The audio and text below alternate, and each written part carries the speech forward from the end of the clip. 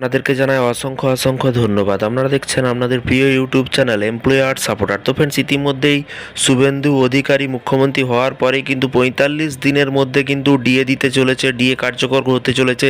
কি বলা হয়েছে বিস্তারিত আজকের এই গুরুত্বপূর্ণ আপডেটটি দেখে নেব। তাই চ্যানেলে সাথে থাকবেন, চ্যানেলটিকে সাবস্ক্রাইব করে রাখবেন এবং ভিডিওটি আপনারা শেষ পর্যন্ত দেখবেন, তবেই কিন্তু বুঝতে পারবেন। তো চলুন এখানে কি বলা হয়েছে দেখে নেওয়া যাক। এখানে দেখতেই পাচ্ছেন বলা হয়েছে ৪৫ দিনের মধ্যে কিন্তু ডিএ দেবে নতুন রাজ্য সরকার। মিলবে কিন্তু টাকা, শপথ গ্রহণে কিন্তু পরদিনই কিন্তু মিলল কিন্তু বড় খবর। শপথ গ্রহণের পরের দিনেই কিন্তু মিলল কিন্তু দারুণ খুশির খবর সরকারি কর্মচারীদের জন্য। এখানে বলা হয়েছে দেখতেই পাচ্ছেন যে ৪৫ দিনের মধ্যে কি এবার বকেয়া টাকা বা ডিএ মিটিয়ে দেবে বাংলার নতুন বিজেপি সরকার।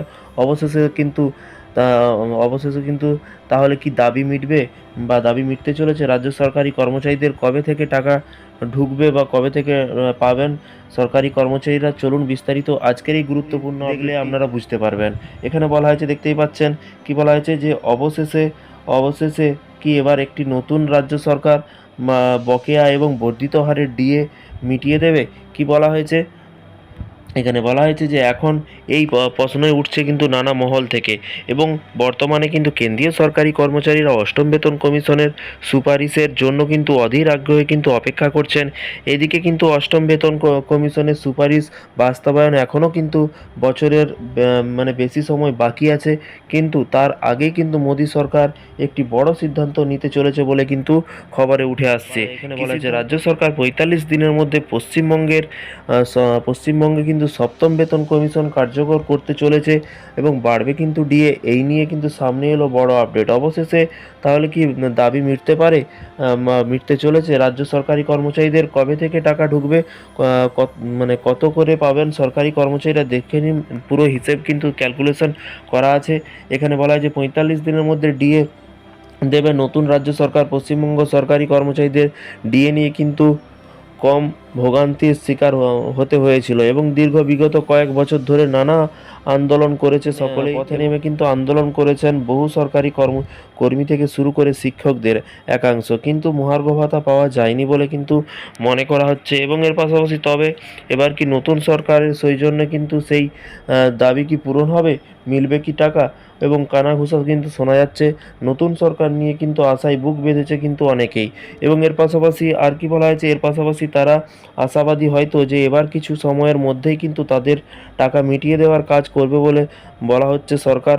আর সেটা যদি হয় তাহলে কিন্তু নিঃসন্দেহে সেটা সকলের জন্য অনেকটাই কিন্তু স্বস্তির খবর আসতে চলেছে। এবং শিক্ষক মহলের দাবি যে সুপ্রিম কোর্টে আদেশের গ্যারান্টি অ্যাড এবং সংক্রান্ত বিষয়ে কিন্তু গড়িমসি ভুলভাল কিছু করেছিল এবং প্রাক্তন সরকার আগের যে সরকার অন্য সরকারি কর্মচারীদের একাংশে মহার্ঘ ভাতা দেয়া হলেও কিন্তু বাদ পড়ে গিয়েছে শিক্ষকেরা।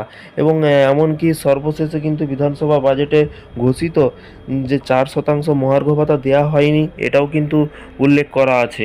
এবং এর পাশাপাশি আর কি বলা হয় যে পাশাপাশি সুপ্রিম কোর্টে বকেয়া মহার্ঘ ভাতা সংক্রান্ত যে রিপোর্ট মমতার সরকার দিয়েছিল সেটা নিয়েও কিন্তু ব্যাপক কিন্তু আপত্তি ছিল শিক্ষকদের। এবং সব মিলিয়ে কিন্তু বারংবার স্বপ্ন ভেঙেছিল শিক্ষকদের। তবে এবার হয়তো তা আর কিন্তু হবে না বলে কিন্তু মনে করা হচ্ছে। এবং মুখ্যমন্ত্রীর কাছে বিশেষ দাবি শিক্ষকদের। ইতিমধ্যে নতুন মুখ্যমন্ত্রী শুভেন্দু অধিকারীর কাছে জানিয়েছে যে বঙ্গীয় শিক্ষক ও শিক্ষাকর্মী সমিতি সংগঠনের সাধারণ সম্পাদক স্বপন মণ্ডল জানিয়েছে যে তৃণমূল সরকার বারবার শিক্ষকের সঙ্গে বঞ্চনা করে এসেছে এবং ন্যায্য দাবি আদায়ে কিন্তু শুনতে হয়েছে যে ঘেউ ঘেউ করবেন না। তাই নতুন সরকারের কাছে কিন্তু আবেদন যে শিক্ষকদের বঞ্চনার বিষয়টি কিন্তু গুরুত্ব দিয়ে কিন্তু বিবেচনা করুন।